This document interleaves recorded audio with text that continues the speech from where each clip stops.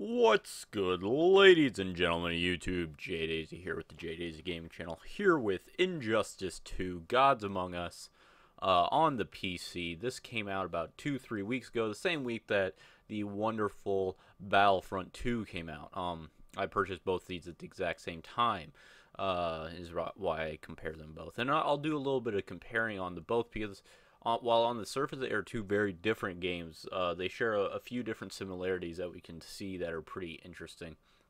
The first that I wanted to talk about is the loot box system in this game. Because if you played the last Injustice, or really any fighting game before this, you know that it's pretty much an open playing field. That if you choose, for instance, Liu Kang versus someone else, it really doesn't matter. You're both on an equal playing field. It doesn't matter if you have spent 100 hours, other than the skills that you've gained from those 100 hours, but the 100 hours do not translate to a better gun, a faster ship, something like that. That gives you an inherent better experience, better leg over. While in this game, this fighting game, the more you level up and the more loot boxes you open, you actually get gear that you associate to the characters. Which is interesting. It's not purely cosmetic. It actually increases your health. It increases how hard your special abilities hit, increases your defense, stuff like that, while also affecting your overall appearance and such. So the loot box system, they throw loot boxes at you like crazy. Pretty much if you go through the entire story mission, you'll have your basic characters up to about a level 8, level 5, your Batmans, your Supermans, your stuff like that. And you can actually watch the entire campaign if you have no interest in doing it. On the channel here, I played through the entire campaign and have it uploaded for your enjoyment.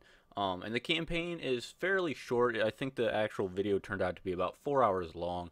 And if you play it on hard difficulty level, it takes a little bit longer. For the video purposes, I did on medium level. But I'm redoing it on hard, and it is quite difficult. But as far as like a story goes, it's kind of meh. It's slightly on par with the last Injustice game. This one, it felt a little rushed. There was a couple matches that just didn't blend well with the way the story was going. You could definitely tell they were kind of padding. And there was a little padding in there, which was kind of disappointing. If you watch the video or play the game, you'll notice exactly what battles I'm talking about, where just somebody comes through and it's like, we must fight now. It's like, but why? So that it was okay though. I appreciate the try. It's nice to have that kind of continuity between the last game and this one. So you get a bunch of loot boxes that way. You get a bunch of leveling up on certain characters that way. Also, if you join a guild, which I do recommend, there's a lot of different guilds that vary in how much you have to be active with them.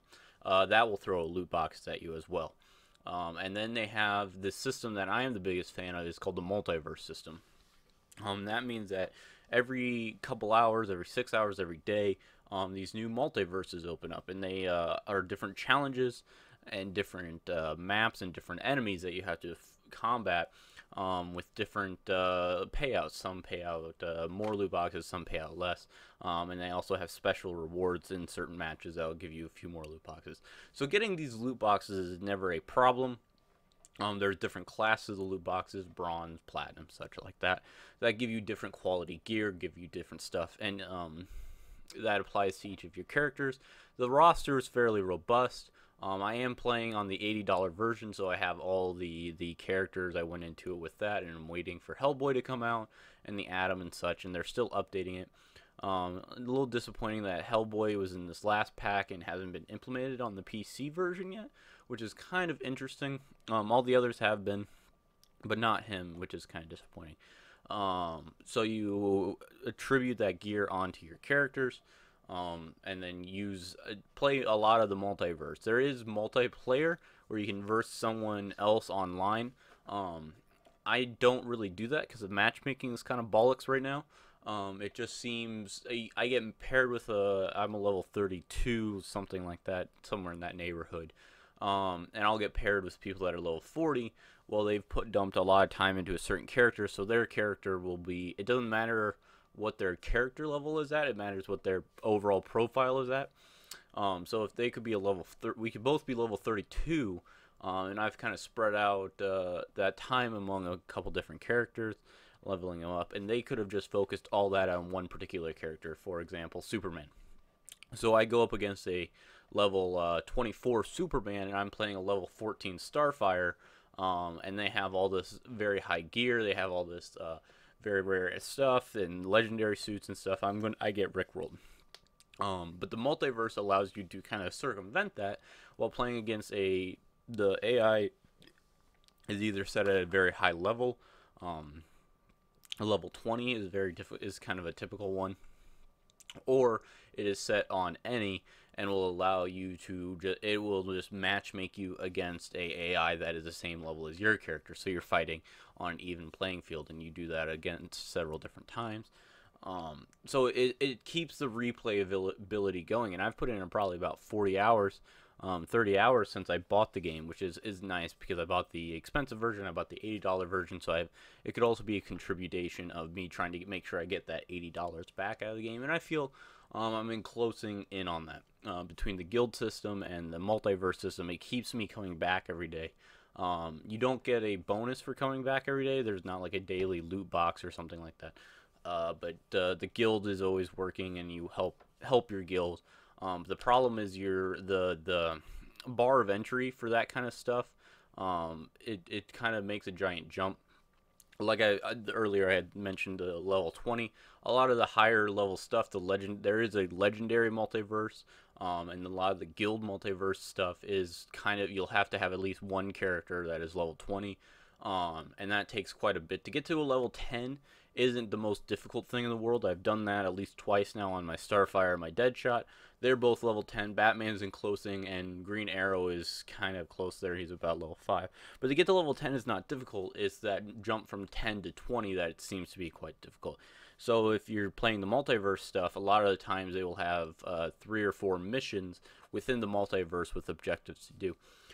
And of those missions, 2 of them are normally pretty easy. You know, you can go through them without too much trouble. And then one of them will be all the enemies you'll be facing are level 20 or above. And if you are under level, you can still challenge them. It is just very challenging.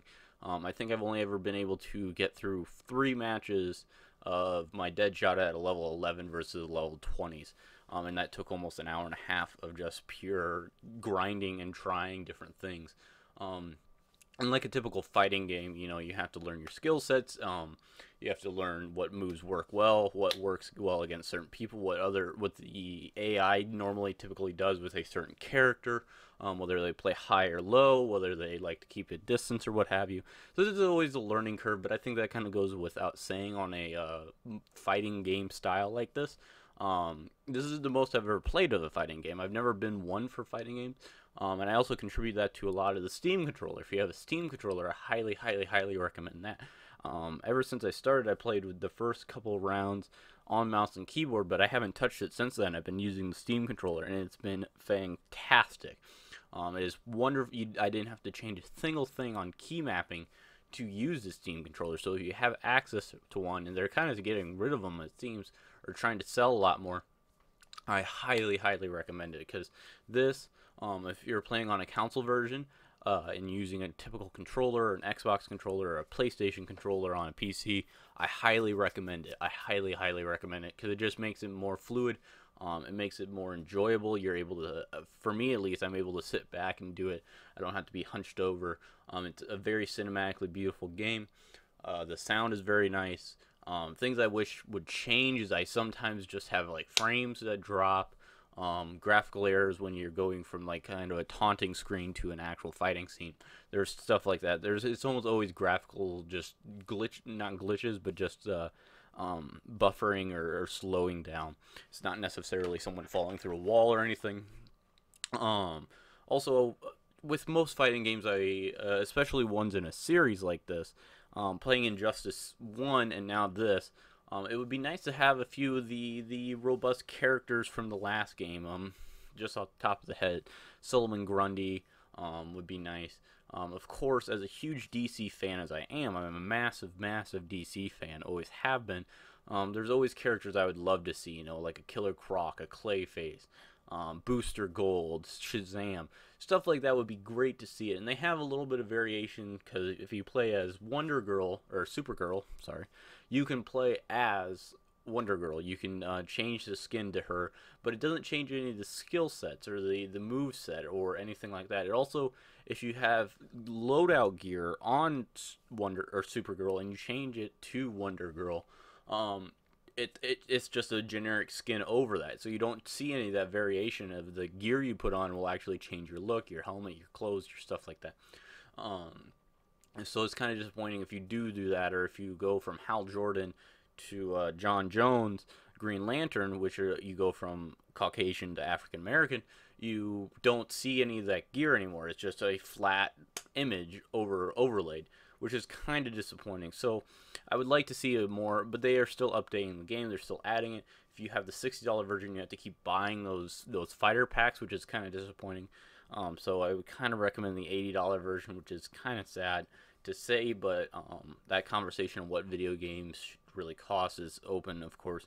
It has all your typical fighting games things, you know, the very difficult AI if you want to try that. On couch multiplayer, I believe, is there. I saw it in there. The special moves are great.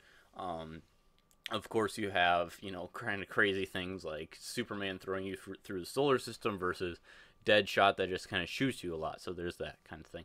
But as far as the fighting game, to me, as someone that really didn't play a lot of Street Fighter and stuff, it's great. As far as a video game in 2017 goes, I really like it.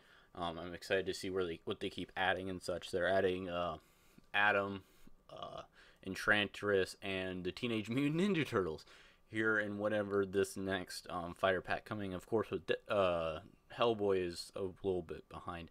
But I've really been enjoying this. If you're on PC, I'm sure you're very excited that this has come to PC. It took about 2 or 3 months before it actually got here. I'm happy it didn't take a year and a half like the last one. But as always, that's just my opinion.